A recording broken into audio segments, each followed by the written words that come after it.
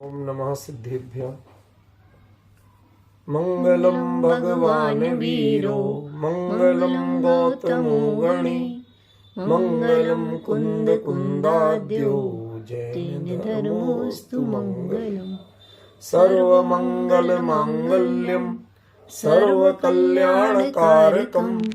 प्रधानम सर्वधर्माणां जैनं जयतु शासनम् जैनं जयतु शासनम् जैनं जयतु शासनम्। धर्मानुरागी भाइयों बहनों, प्रकरण अपना संलेखना का चल रहा है और संलेखना में मरणासंस नाम की जो भावना है जिसका निषेध संलेखना में किया जाता है, उसकी चर्चा अपन ने कल शुरू की थी। मरण शब्द वस्तुतः मरण और जन्म इनका कोई वास्तविक स्वरूप नहीं है। क्या कहना चाहता हूं, जरा समझने की कोशिश कीजिए। संयोग और वस्तु का सिद्ध स्वभाव, इन दोनों में अंतर है। संयोग एक संबंध है, वस्तु नहीं है। जन्म और मरण जो भी है ये संयोग है, वस्तु नहीं है।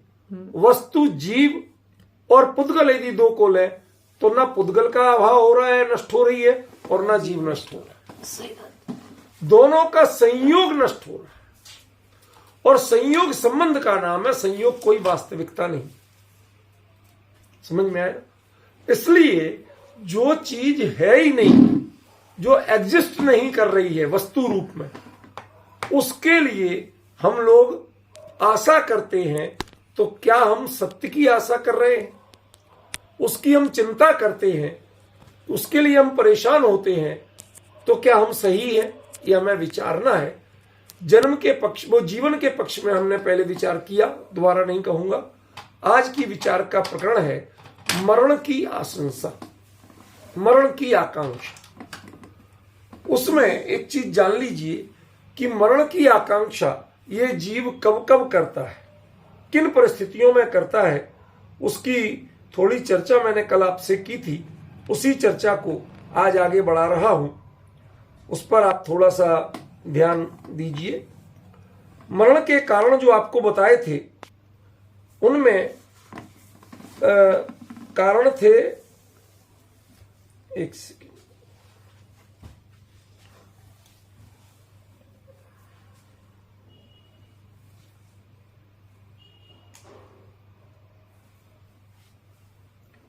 हाँ, मरण की जो मरने की इच्छा क्यों करता है जीव, उसका कारण था एक शारीरिक पीड़ा को नहीं सह पाना। इसके पहले की चर्चा हो गई थी। एक जो चर्चा चल रही थी असाध्य रोगों से ग्रस्त होना, उसके बारे में मैं आज कुछ ऐसी घटना हमारे किसी साधर्मी के साथ घटित हुई, उसकी चर्चा मैं आपके बीच में करना चाहता हूं। जीवन में हम लोग आज जिन परिस्थितियों में रह रहे हैं, उन परिस्थितियों में ये शब्दों को बहुत शांति से सुनना और गंभीरता से लेना, इधर उधर दुष्प्रचार के लिए नहीं कह रहा हूं ये बात। हम नियम तो पुरानी स्थितियों के पालना चाहते हैं, जब प्रकृति, पर्यावरण, अन्न, जल सब प्राकृतिक और स्वस्थ थे। नियम उस समय के पालना चाहते हैं और परिस्थितियां आज हमारी, न प्रकृति पर्यावरण साफ है, न अन्न और जल प्राकृतिक सहज शुद्ध है। तो जब हर चीज आप कृत्रिम तरीके से लोगे तो शरीर में वो तत्व ही नहीं पहुंच रहे कि आप उतना संघर्ष कर सको, उतने सहज अपना जीवन जी सको। परिणाम स्वरूप बीमारियां आ रही हैं, आप बच नहीं पा रहे हैं। अभी कुछ दिन पहले जो कोविड का हुआ, कोरोना का, हर किसी को कुछ ना कुछ, वो तो हवा में चीज थी, हर किसी को कुछ ना कुछ असर हुआ। लोगों ने फिर वैक्सीन ली, कहीं किसी ने कुछ किया, कुछ नहीं किया, किसी ने नहीं भी ली, लेकिन उसके प्रभाव से एक साइड इफेक्ट आ रहा है बहुत लोगों को, और वो आ रहा है हार्ट ट्रबल का। वो सह नहीं पा रहे हैं। किसी भी उम्र में कभी भी जो एक बुढ़ापे की चीज मानी जाती थी, हार्ट अटैक वगैरह, वो परेशानी हो रही है। और पहले हार्ट अटैक फिर भी झेल जाते थे, अब वो अच्छे खासे व्यायाम करने वाले भी नहीं झेल पा रहे, एकदम से कोलैप्स हो रहे। हमें क्या करना? जहां आप संलेखना की बात कहते हैं वहां स्थिति ये हो रही है, इन दोनों के बीच में तालमेल कैसे बिठाएं। किसी के शरीर के अंग काम करना बंद कर दें तो संलेखना कैसे ले। पार्किंसंस जैसे कुछ रोग होते हैं जिनमें शरीर धीरे धीरे रिस्पॉन्स करना बंद कर देता है। आपको एक चम्मच भी उठाना है, सामने पड़ी तो आप बड़े मुश्किल से करके किसी तरह हाथ पहुंचाओ, किसी तरह लाओ, और उससे आप जो कुछ लेना चाहोगे तो पता चला हाथ कांपा और सब कुछ गिर गया।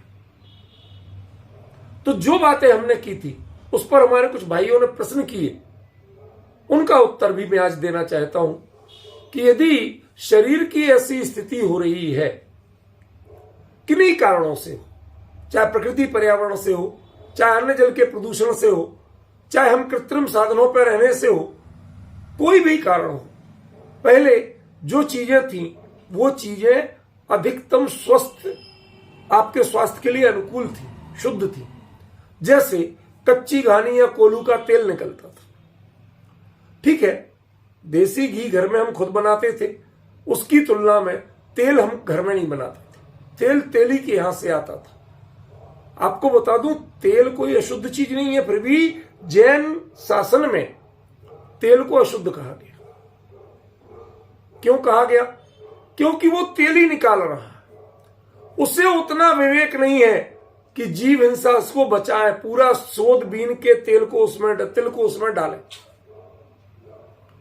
वो तो सबको पेल देता है, पेलने से तेल निकल आया। अब तेल में तो तुम्हें कोई दिख नहीं रहा कि इसमें किस किस का रस है, समझे ना? किस किस का तेल निकला ये नहीं दिख रहा। इसलिए पहले लोग तेल का त्याग करते थे। उसका दृष्टिकोण अहिंसक था, उसका दृष्टिकोण तेल बुरी चीज है ये नहीं था।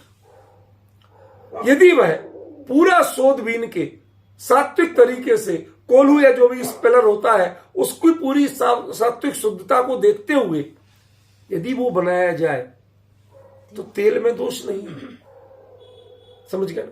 ऐसे तो आप जो घी ले रहे हैं आज की डेट में, वो कहां से शुद्ध है? हर चीज आप विकृत ले रहे हैं, और जब विकृत चीजें लेंगे तो उससे शरीर में असाध्य रोग बढ़ रहे हैं। ज्यों ज्यों एजिंग के साथ कई ऐसी बीमारियां बढ़ती हैं कि एक ही विकल्प बचता है आपके पास, आपका पुण्य कर्म साथ दे जाए और आपको संलेखना जैसी स्थिति की भी जरूरत ना पड़ पाए।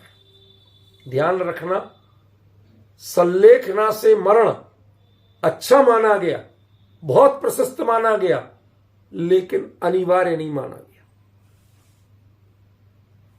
जो विषय मैं ले रहा हूं इन पर हमारे लोग चर्चा नहीं करते। वो शास्त्र की रटी रटाई पंक्तियों पर ही सारी चर्चा करते। वो विषय बिल्कुल छूटे हुए हैं जो आज के लिए और ग्रस्तों के लिए प्रैक्टिकल। शास्त्रों में जो संलेखना की चर्चा है वो 99% ग्रस्तों के लिए नहीं, अवृत्तियों के लिए नहीं है, वो देशवृत्ति महावृत्तियों के लिए है। तो हम जब पढ़ेंगे उनका और लागू अपने पे करना चाहेंगे तो आप नकली काम करेंगे, असली काम करेंगे कैसे? क्योंकि वो आप पर लागू नहीं पड़ती। और वर्तमान परिस्थितियों को आप नहीं देखेंगे तो आप कैसे उसको अपने जीवन में उतार पाए? इसलिए मैं जो कह रहा हूं उसको बहुत शांति से सुनिए। आज आप जो शास्त्र के सारे आचार शास्त्र के नियम हैं उनको 100% अप्लाई नहीं कर सकते। सबसे बड़ा सौभाग्य मानिए कि आपका आयु कर्म अचानक पूरा हो, जब तक आप ठीक ठाक चल रहे, धर्म ध्यान कर रहे, हाथ पैर चल रहे, ऐसे में पूरा हो जाए, इसे सौभाग्य मानिए। इसको कहते हैं काकतालीय न्याय। काकतालीय न्याय समझते हो? पक्षियों में कौवा सबसे चतुर और चालाक पक्षी। वो आप उसके पास जाना चाहोगे, उसकी ओर देखोगे, वो भांप लेगा और भाग जाएगा, ठीक है? मतलब उसको आप पकड़ नहीं सकते, और आप ताली बजा रहे थे ऐसे, और ताली बजाते में कौआ पकड़ा जाए, तो ये कोई आसान बात तो है नहीं। अचानक कभी कोई संयोग हो जाए तो हो जाए, ऐसे आप वो मानना कि किसी को कोई सेवा कराए बिना कोई घटना नहीं हो, कोई बीमारी नहीं हो, और सहज भले में अचानक आप चले जाएं। यद्यपि वो सब संलेखना से भी आदर्श स्थिति है। अंतर दोनों में क्या है कि उस स्थिति में आप अपने अगले भाव के लिए कुछ संस्कार ले पाए या नहीं। अभी आपने सेवा नहीं कराई, ये बहुत बढ़िया। अभी आपने बीमारी नहीं भोगी, ये बहुत बढ़िया। संलेखना का अकेला एक पार्ट नहीं है कि आपकी सेवा हो, वैयावृत्ति हो, उसका दूसरा बड़ा पार्ट है कि सत का लेखन भी हो, संस्कार बने, ताकि वो अगले भाव तक जाए, इतने पक्के संस्कार बने। यह उसमें होना गारंटी नहीं। अचानक देह पूरी हो जाए, ये तो हो सकता है। सेवा नहीं कराना पड़ी, यह भी हो सकता है। समझ में आया? कदाचित कोई धर्म ध्यान करते, कोई माला फेरते, कोई पूजा करते, कोई स्वाध्याय में बैठे बैठे चले जाए, ऐसा भी सौभाग्य हो सकता है। लेकिन इन सब का रिजल्ट अगले भाव तक के लिए संस्कार लेके जाओ, इसकी गारंटी नहीं। संलेखना का सबसे बड़ा रोल होता है कि आपके चित्त पे, आपके परिणामों पे ऐसे संस्कार करना, उस समय ऐसा माहौल बनाना कि आप अगले भाव तक कम से कम वो संस्कार लेके जा सके। इसलिए संलेखना का सही अर्थ में ये मानता हूं। अकेले काय और कसाय को कमजोर करना, इसको मैं परफेक्ट अर्थ नहीं मानता। है आचार्यों की परिभाषा है, सिर माथे, लेकिन यही अंतिम नहीं। जैसे सम्यक दर्शन की कई परिभाषाएं हैं, तत्वार्थ श्रद्धानम सम्यक दर्शनम, तो आत्मानुभूति सम्यक दर्शन है कि नहीं? देव शास्त्र गुरु का श्रद्धान सम्यक दर्शन है कि नहीं? सुपर भेद विज्ञान सम्यक दर्शन है कि नहीं? किसका निषेध कर देते हैं? तो एक परिभाषा के साथ यदि दूसरी परिभाषा भी भिन्न विवक्षा से है, तो उसका आप निषेध नहीं कर सकते, उसे अनुचित नहीं ठहरा सकते, उसकी विवक्षा समझना होगी। आप आत्मानुभूति सम्यक दर्शन की विवक्षा भिन्न है, और देव शास्त्र गुरु के सिद्धांत को सम्यक दर्शन कहने की विवक्षा भिन्न है। इसी प्रकार काय और कसाय को क्रश करना, कमजोर करना संलेखना है, यह विवक्षा अलग है। ध्यान दीजिए क्या कह रहा हूं। और वास्तव में अगले भाव तक जाए ऐसे तत्व ज्ञान के दृढ़ संस्कार लेना, यह विवक्षा अलग है।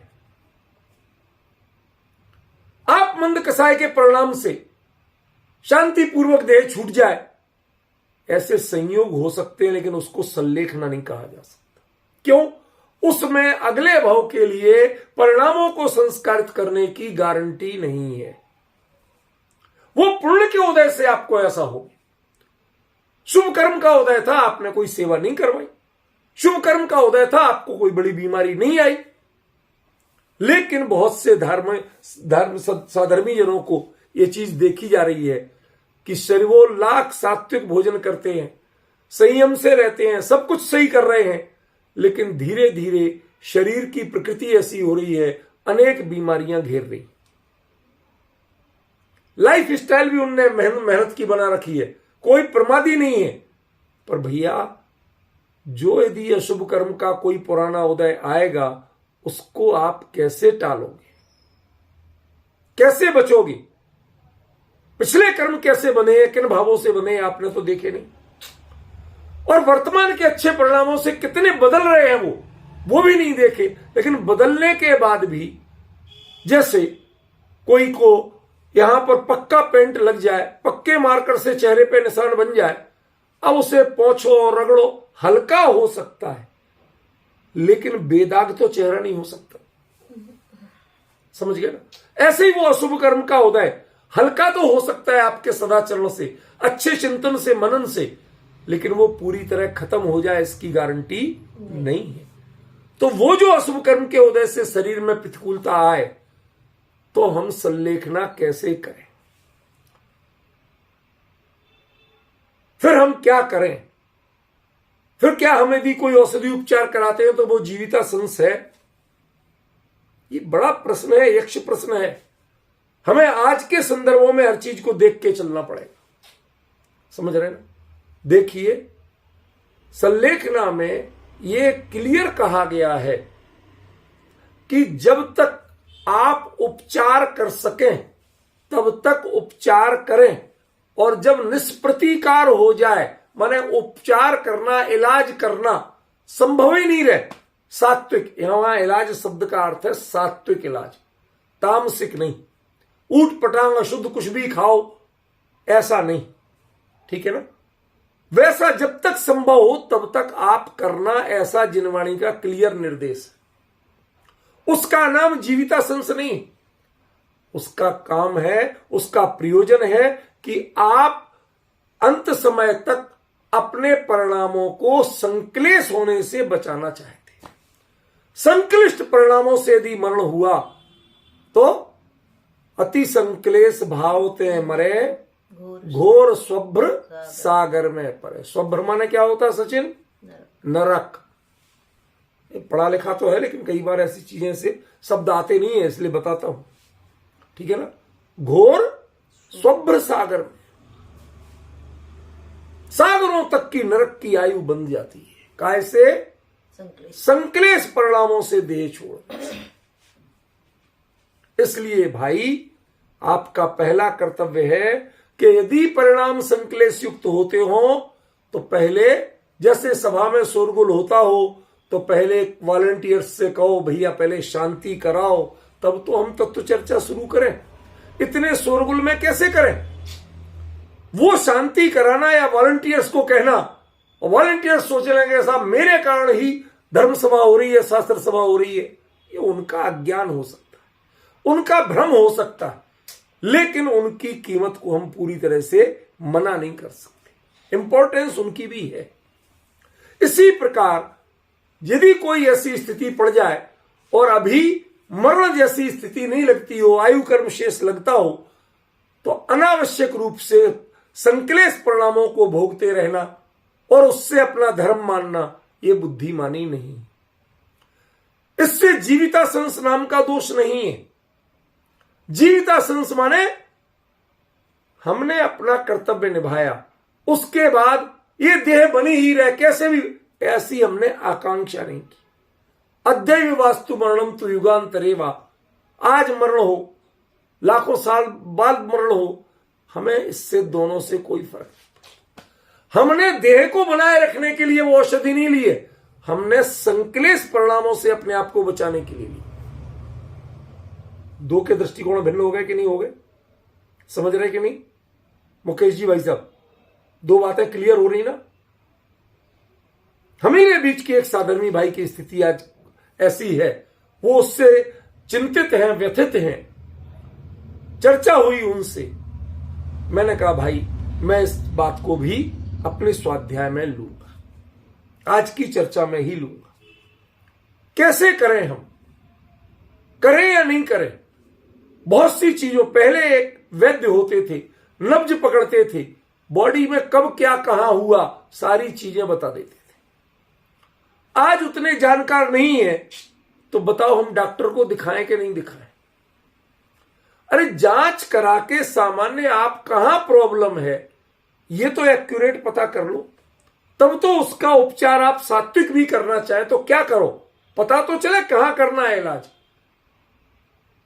तकलीफ कहीं से हो और इलाज आप कुछ और कराओ, हर चीज के लिए तुलसी का काढ़ा, ये इलाज नहीं है। अच्छी चीज है पर हर चीज का इलाज नहीं। हर चीज के लिए भाप स्नान लेना ये इलाज नहीं। तेल मालिश कराना ये हर चीज का इलाज नहीं। तो हम अपने परिणामों में बहुत बीमारी लंबाए, कष्ट लंबाए, संक्लेश युक्त रहे, 50 जगह जाएं, एक्सपेरिमेंट करें, इसकी जगह परीक्षण करवाइए, प्रॉपर पहचानिए और उस प्रॉपर पहचान के उसका प्रॉपर इलाज कराइए। सात्विक ही कराएं, कोई हम नहीं कहते कि आप एलोपैथी लें, समझ गए ना, लेकिन कम से कम सही पहचान के लें ताकि आपके परिणाम कम संक्लेश युक्त रहे। सिर्फ इतना कहना है मेरा, और कुछ नहीं। ख्याल में? तो इसमें इसका नाम जीवितासंस नहीं है और ना ही इसमें मरण का भय। वो मरने से घबरा के नहीं दवाई ले रहा, वो दवाई क्यों? संक्लिष्ट परिणामों से बचने के लिए ले रहा है। समझ में आया? देखो, एक और प्रश्न, प्लीज कोई बीच में प्रश्न नहीं करे, मैं अपने आप प्रश्न करके देता हूं। एक और प्रश्न, वो प्रश्न क्या है कि भाई जो हम दवाई लेंगे, इलाज कराएं, तो हमारा, आपने तो कल तक इतनी चर्चा की थी मुनिराजों की, सुकौशल मुनि, सुकमाल मुनि, उन्होंने तो कोई इलाज नहीं कराया था, उनके तो देह में इतनी पीड़ा हो रही थी, संक्लेश परिणाम हुए ही होंगे जब नोच नोच के खा रहे थे। देखो भैया, गुण स्थान की परिपाटी को आप मानते हो कि नहीं? और जो मोह और योग से होने वाले जीव के परिणामों को गुण स्थान कहते हैं, तो उसमें योग भी एक पक्ष है कि नहीं? है। अब वो मोह के परिणाम योग से प्रभावित नहीं हो तो ऊंचा गुण स्थान, और मोह के परिणाम योग से प्रभावित हो तो नीचा गुण स्थान। समझ गए? मुनि अवस्था जो छठवां सातवां गुण स्थान है, उसमें मोह इतना कमजोर पड़ जाता है, इतना कमजोर पड़ जाता है, 3/4 चला जाता है, 1/4 रह जाता है, वो भी चारित्र मोह, दर्शन मोह रह नहीं जाता। ख्याल में? तो जो 1/4 बचा, वो योग से प्रभावित नहीं होता। उतना हल्का फुल्का पता चले यदि उपयोग स्वरूप में ले गए, भूल जाते, पता ही नहीं रहता। लेकिन आपकी भूमिका, पहले तो सम्यक दर्शन का ठिकाना नहीं, और हम किसी को सर्टिफिकेट ना दे रहे, ना किसी को कैंसिल कर रहे, अपनी परिणति आप जानो। कदाचित हो भी तो एक चीज तो तय है कि अविरत की भूमिका तो पक्की है, व्रत की भूमिका नहीं। ज्यादा से ज्यादा कम पड़ी होगी तो एक कसाय चौकड़ी, मोह का 1/4 हिस्सा कम पड़ा होगा, 3/4 तो अभी बाकायदा विद्यमान है। अब जब 3/4 विद्यमान है, तो योग की परिणति से मोह की परिणति प्रभावित होकर के आपको डिस्टर्ब करेगी, संक्लेश युक्त करेगी या नहीं करेगी? करेगी। लॉजिक समझ में आ रहा है? ये तो जिन शासन सम्मत है, ये तो कोई हम जिन शासन के विरुद्ध नहीं बता रहे।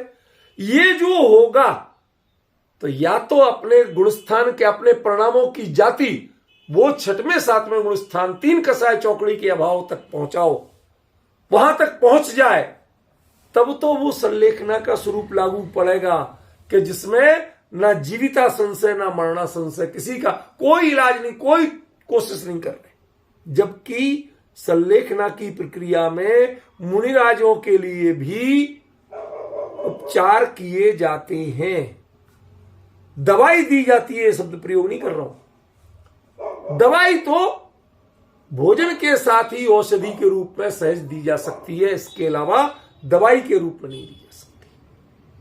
वह उतनी सात्विक, उतनी सहज हो, समझ गए? जैसे एसिडिटी में जीरा दे दिया थोड़ा सा पीस के, तो जीरा तो सब्जियों में वैसे भी डलता है। किसी में सौंफ दे दी तो सौंफ तो वैसे भी डलती है, ये कोई ऐसी चीज तो नहीं है ना। किसी में थोड़ी सी अजवाइन दे दी तो अजवाइन में तो कोई दोष नहीं है, वो तो वैसे भी डलते, समझ गए ना? तो ऐसे पदार्थों को औषधि के रूप में, वो भी आहार के साथ, उनकी मात्रा घटा बढ़ा करके दे दी जाए, ऐसा मुनिराजों की भी संलेखना क्रम में होता है। जब उन्हें आहार दिया जाता है, अकेला रस दिया जाता, उसमें ये चलता है, दिया जाता है। ये विवेक है। निर्यापक आचार्य सबका निर्देश करते हैं बाकायदा। इसका मतलब वो मरण की आशंसा वाले नहीं है, घबराए हुए नहीं, समझ गए ना? अनावश्यक कष्ट ना बढ़े। वो 1/4 भाव हैं जो मोह के, वो भी योग से ज्यादा प्रभावित ना हो, इसके लिए वो सब किया जाता है। ख्याल में? लेकिन मरणासंस के नाम पर क्या नहीं होना चाहिए, उसकी चर्चा आज आपके बीच में गंभीरता से करना चाहता हूं। एक प्रश्न है, मैंने कल से लिख के रखा है, आपसे किया नहीं जो, वो ये है कि जानबूझकर मरण के रास्ते पे चलना। संलेखना को क्या कहते हैं आप लोग? करते ना? तो प्रश्न वही किया मैंने कि जानबूझकर मरण के रास्ते पे चलना यह आत्मघात है या संलेखना? जानबूझकर चलना आत्मघात। अरे मरण के लिए हम कब चले?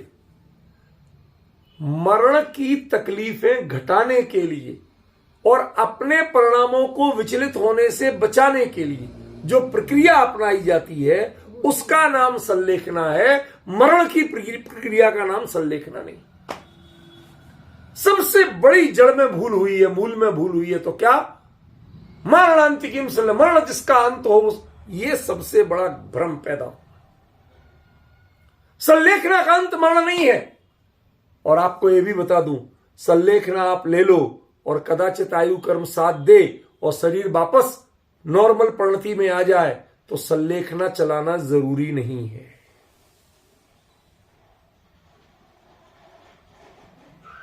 बहुत गंभीरता से, बहुत जिम्मेवारी से शब्द बोल रहा हूं। संलेखना कंटिन्यू करना, जैसे आपने अन्न छोड़ दिया था तो वापस ले सकते कि नहीं? ले सकते हैं। क्यों? क्योंकि ये सब जो त्याग हैं वो परहेज थे, वो त्याग नहीं थे। ध्यान रखना, संलेखना में जो भी अन्न का या किसी चीज का त्याग किया जाता है वो त्याग धर्म की भावना से नहीं होता है, वो संयम की भावना से नहीं होता है। वो क्यों किया जाता है? वो मात्र परहेज, ताकि शरीर में जो विकार बढ़ रहे हैं, जिनसे परेशानी हो रही है, वो और बढ़ ना पाए। जैसे घर में कभी विवाद होता है तो किसी एक को, भाई तुम चलो, पकड़ के ले जाते हैं दूसरे कमरे में, चुप चुप बैठो, ठीक है तुम सही है, पता है, मत बोलो। अब वो नहीं बोलो का मतलब विवाद कटाना ये नहीं है कि तुम झूठे हो या तुम्हें हम गलत मान रहे। विवाद और ना बढ़े इसलिए भी तो किसी को चुप करते हैं। अब जब शांत स्थिति हो जाती है फिर कहते हैं भाई साहब गलती तो आपकी थी, वो विवाद नहीं बढ़ा इसलिए हम उसको ले गए थे, उसको चुप कराया था इसलिए, पर गलती आपकी थी। तो हमें पहचानना पड़ेगा कि वास्तव में हमसे चूक कहां हुई। हर व्यक्ति के शरीर की परिणति भिन्न भिन्न है। किसी के वात की प्रधानता है, किसी में पित्त की प्रधानता है, किसी में कफ की प्रधानता। अब वो अपने लक्षण को स्वयं पहचानिए। जिन चीजों से आपको रिएक्ट जल्दी होता है उनसे बचिए। 90% अपने वैद्य स्वयं बनिए। डॉक्टर ने क्या कह दिया और जो दे दिया वो हमने खा लिया, ये आपकी बुद्धिमानी नहीं। औषधि का स्वरूप जानिए और औषधि तुम्हारे ऊपर कैसा रिएक्ट करती है इसको भी जानिए। आपकी प्रकृति से मेल खाती है नहीं खाती है इसको भी जानिए और उसके बाद निर्णय लीजिए। समझ में आया ना? इसलिए जो अन्न जल का त्याग या किसी भी चीज का त्याग जो संलेखना के क्रम में कराया जाता है उसका अर्थ वो संयम वाला त्याग नहीं है, त्याग वाला त्याग नहीं है, वो है परहेज। यदि शरीर में पित्त विकार, वायु विकार कोई बढ़ रहा हो और वैसे में अन्न देने से या चिकनाई देने से नुकसान होता हो तो आप बिल्कुल सादा उबला हुआ पानी दीजिए, लौकी का जूस दे दीजिए, अकेला या सूप दे दीजिए, चलेगा, कोई तकलीफ नहीं। वो त्याग नहीं है, वो परहेज है। परहेज जिस चीज का किया जाता है कब तक किया जाता है? जब तक समस्या है। समस्या शांत हो गई तो परहेज बंद हो गया, और समस्या चल रही है तो परहेज चालू है। आप लोगों ने मास्क कब तक लगाए? जब तक समस्या थी। जन्म से लगाते थे मास्क? बताइए, मजाक उड़ाते थे आप, कैसे तांबरों की मुंह पट्टी है क्या? फिर कैसे लगाते थे आप? छोटे छोटे बच्चे उन तक को लगाते थे, सब सीख गए। और अब क्यों नहीं लगा रहे भाई साहब? समस्या खत्म। वो परहेज है। यदि आप पर्यावरण में ऐसे जीवाणु मौजूद हैं, ऐसे विषाणु मौजूद हैं जो आपको इफेक्ट कर सकते हैं, तो उनसे आप अपनी सांसों में जाने से बचाइए, अपने को बचा रहे।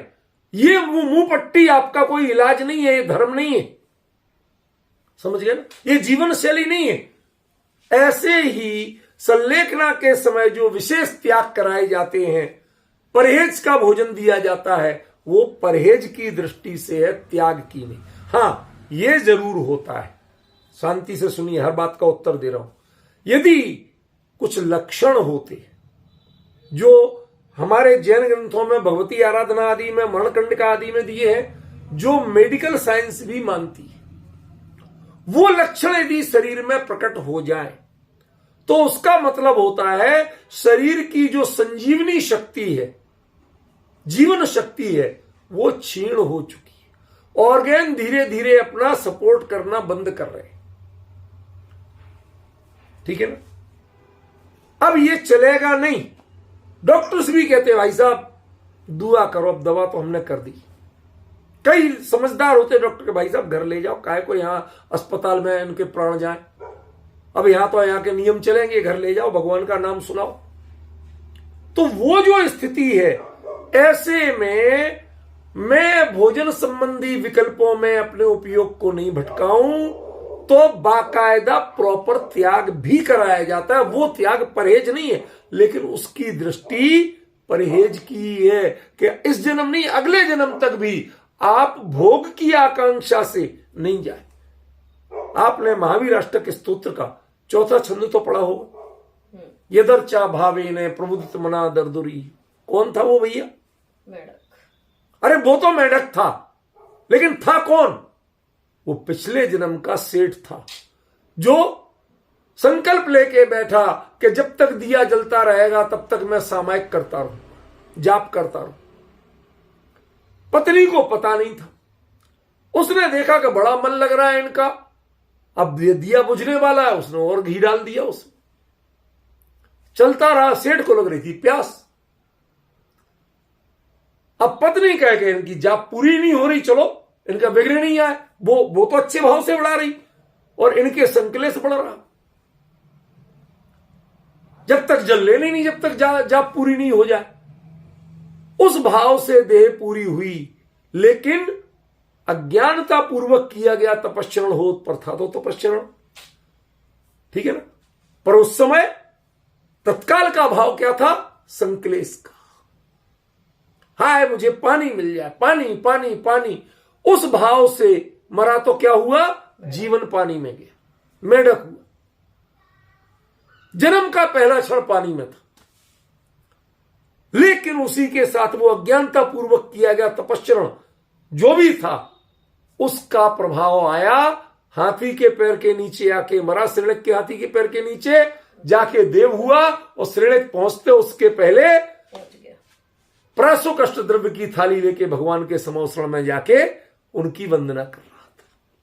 यदर्चा भावे, आपने मेढक के भाव को तो देव बनते देख लिया, लेकिन उसके पहले की गाथा देखी तो आप अंत समय में ऊपर से त्याग कर दिया और अंदर में उसकी आकांक्षा बनी रही।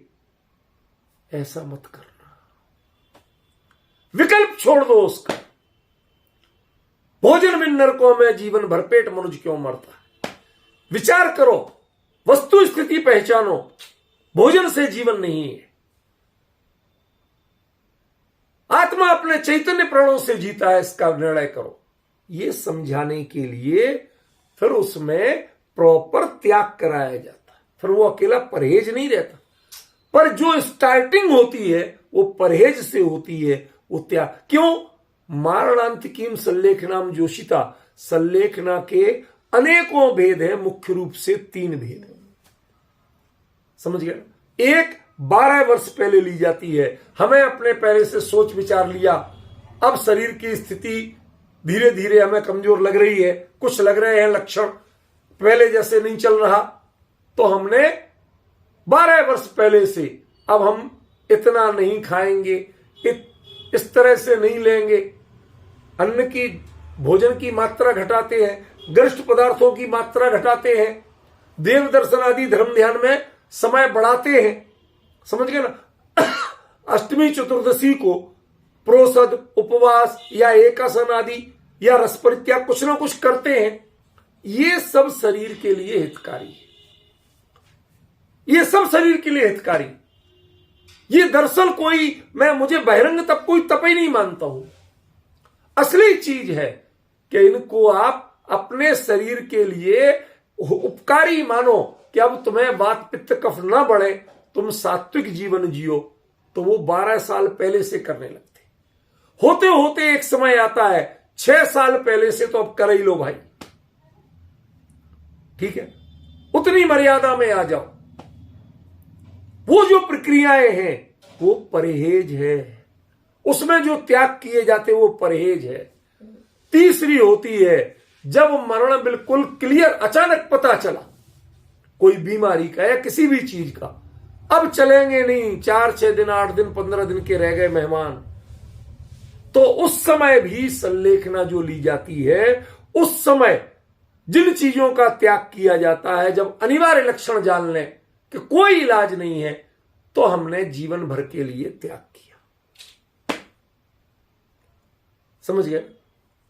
लेकिन 99% होता है परहेज और 1% में होता है त्याग। ये डिफरेंस आपको पहचानना पड़ेगा। आप हर किसी को त्याग पर चला देते हो।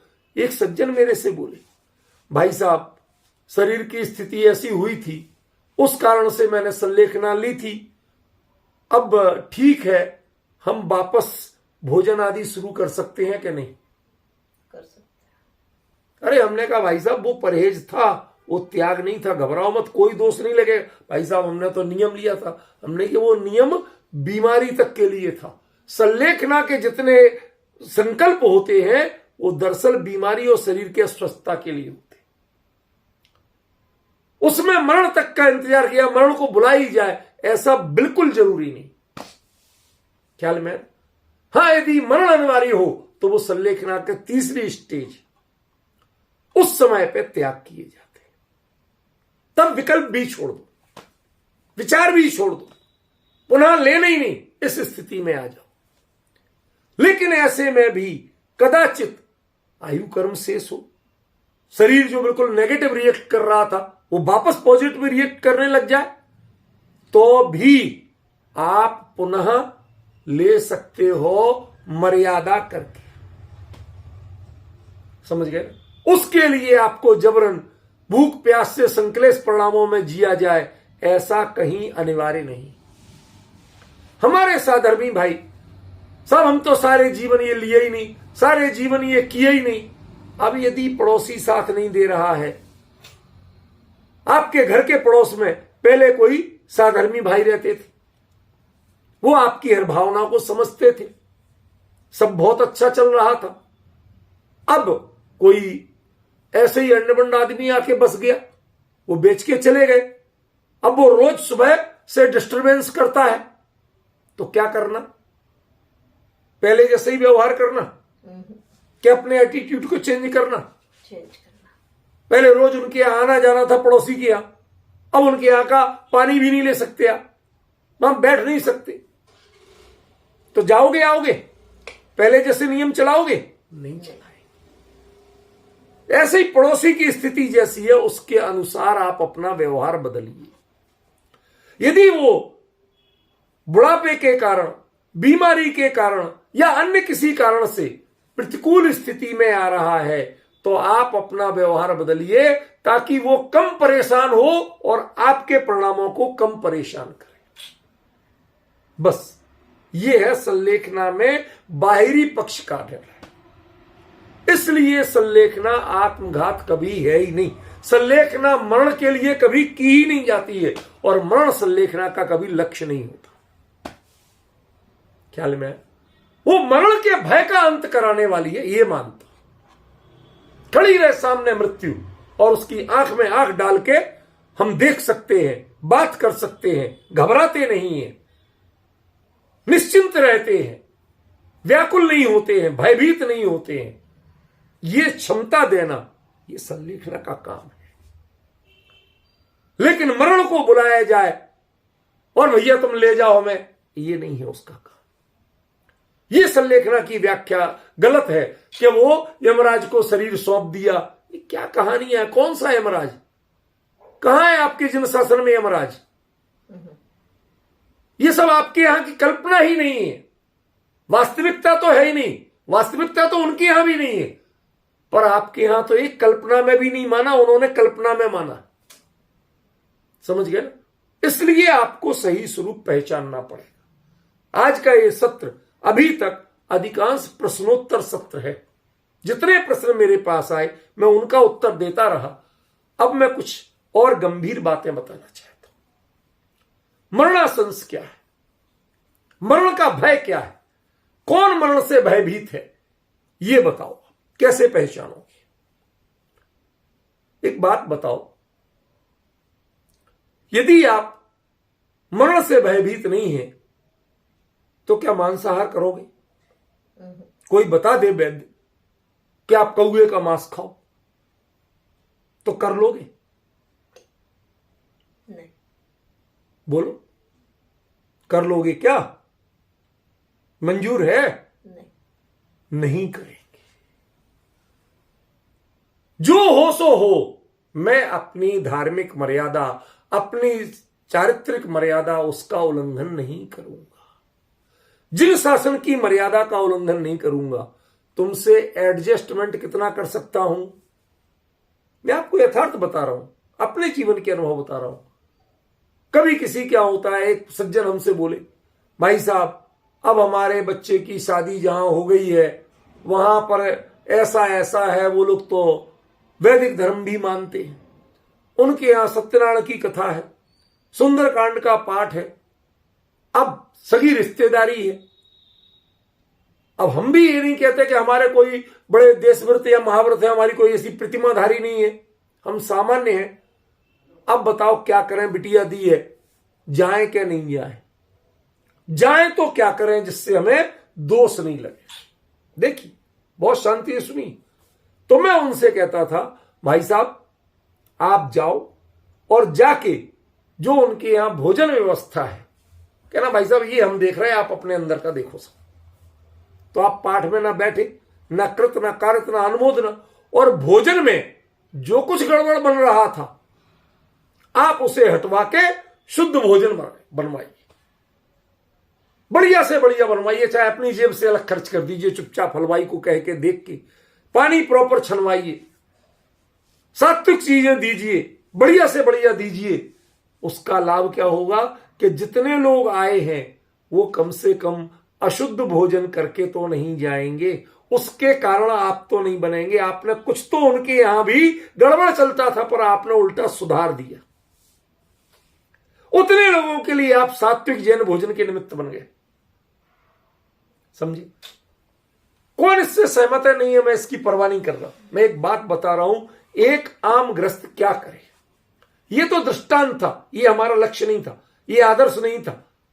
हमारा आदर्श वही क्या है कि ऐसे ही ये शरीर यदि कुछ नहीं मानता हो तो आप क्या करें कि हम अपने जैसे वहां आपने भोजन व्यवस्था संभाली थी, ऐसे आप जिन शासन की व्यवस्था संभालें। मतलब हम ऐसा कोई आचरण नहीं करेंगे, मृत्यु के भय से भयभीत होकर ऐसा कोई आचरण नहीं करेंगे जो जिन शासन का विरोधी हो। अभी तो आप बराबर कह रहे हैं, आगे जो मैं बोलूंगा ना तो उसके बाद आपके होश फाख्ता होंगे, पेट में मरोड़ शुरू हो जाएगी। नंबर 1, अभी कुछ दिन पहले, अजित जी भाई साहब, कुछ दिन पहले एक बिल्कुल सच्ची बात बता रहा हूं, भले ही सूतक के कारण जिनवाणी को नहीं छूना, जिनवाणी गद्दी पे नहीं बैठना, पर बात कर रहा हूं उतनी ही मर्यादा, उतनी ही जिम्मेवारी के साथ। एक सज्जन है, वो मुमुक्षु नहीं है पर साधर्मी तो है, जैनी तो है।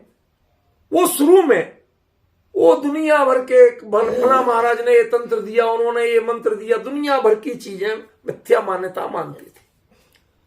अब वो परेशान हो गए कि सुबह 4 बजे से मैं कहते, उनने कहा साहब रोज उसके 1000 जाप जपो, उसकी 3 मालाएं करो, उसकी 2।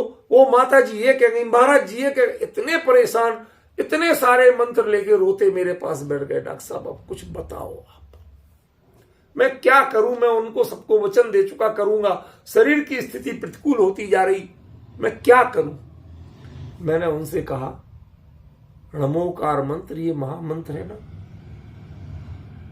कि सबको भूल जाओ, सब भूल जाओ, एक तरफ रख दो। जब मन में विचलितपना हो तो अपने अणमोकार मंत्र मन में स्मरण करो, खाली पढ़ना नहीं, अरिहंत के स्वरूप का स्मरण करो।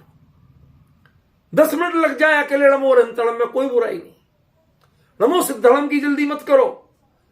अरिहंत से सिद्ध कैसे बनते हैं, उन भावों की दशा क्या होती है, कैसे होते हैं वो भाव, शांत भाव से चिंतन करो। अशरीरी सिद्ध भगवान कैसे रहते हैं, स्वरूप का चिंतन करो। एक में बसते आप अनेक कैसे रह लेते हैं, क्यों किसी का एक का सुख दुख दूसरा नहीं भोगता, सब अपना अपना अनंत सुख भोगते हैं, कैसे हो जाता। वहीं तक सिद्ध सलाह तक निगो दिया जीवों का भी वास कहा। वो एक श्वास में 18 बार जन्म मरण के दुख भोग रहे, और वहीं सिद्धों को कुछ भी। उस स्वरूप का विचार करो। आचार्य उपाध्याय और मुनिराज साधुओं के स्वरूप का विचार करो, पंच परमेष्ठी के स्वरूप का। ये सारी संसार की विषमताएं चलते हुए कैसे वो समता में रहते हैं, इन सब का विचार करो। डॉक्टर साहब आपने बहुत अच्छी बात बताई, अब कम से कम हमें टेंशन नहीं। हमने कि जितना कर सको उतना ही करना, खींचतान मत करना। संयोग की बात, वो बेचारे रात के 2 बजे उठ जाते थे। 5 मालाएं उन महाराज जी वाली, 3 मालाएं माता जी वाली कर करके परेशान थे। समझ गया ना। कभी खांसी आ जाए, कुछ आ जाए तो कहते पता नहीं अब मेरा मंत्र जाप टूट गया, अब मैं दोबारा से करूं। कुछ नहीं है, शांत प्रणाम रखो। उनके शरीर का स्वास्थ्य संभल गए, बहुत अच्छे रहे। 2-3, जबकि वो मेरे से काफी बड़े हैं, 2-3 साल बहुत अच्छे रहे। अब अभी उनका प्रश्न आया मेरे पास, सुनना जरा ध्यान से, मैं अपने प्रकरण पे बोल रहा हूं, किसी के किस्से नहीं सुनाना। उनका प्रश्न आया, डॉक्टर साहब शरीर उम्र के हिसाब से 80+ हो चुका है, बहुत कमजोरी आ गई है। एक महाराज जी ने हमें ये बताया कि जितने भी सिद्ध क्षेत्र हैं सब जगह पे अपने नाम की शांति धारा कराओ। सुनना ध्यान से, बहुत शांति से सुनो। आपके नाम की शांति धारा कराओ। डॉक्टर साहब इसमें तो कोई दोष नहीं है, अब बताओ मैं क्या कहूं। हमने कहा तुमने बहुत गलत आदमी से सलाह मांगी, 100% दोष है, सीधा का 100% दोष। शांति धारा नाम का कोई कर्मकांड और निदान की भावना, यह बिल्कुल जिन शासन सम्मत नहीं। डंके की चोट कह रहा हूं, जिन शासन सम्मत नहीं। वीतराग भगवान से याचना करना, निदान बांधना, ये हमें ऐसा हो जाए, हमने आपको धारा चढ़ा रहे और ये हो जाए, और दूसरे लोग बोल रहे हैं और आपके लिए भला हो जाए। एक द्रव्य दूसरे द्रव्य का करता नहीं है। उस शासन में, उस वीतराग के शासन में हमने की शांति धारा होती क्या है?